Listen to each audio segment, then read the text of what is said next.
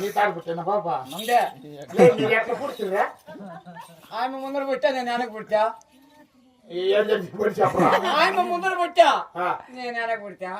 ఈ డాడీ వెనక పుట్టిన కొడుకే ఉన్నాడు. వాళ్ళ అమ్మ బిడ్డ కన్యాకులం పిల్లలు బిగబట్టి వెనకేం చాలిపోయినా నా కొడుకు. ఏమన్నా నలసీలు మొగం నా కొడుక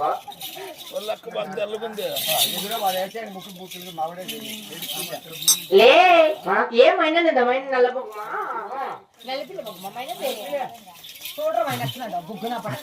చెయ్యి ఏమన్నా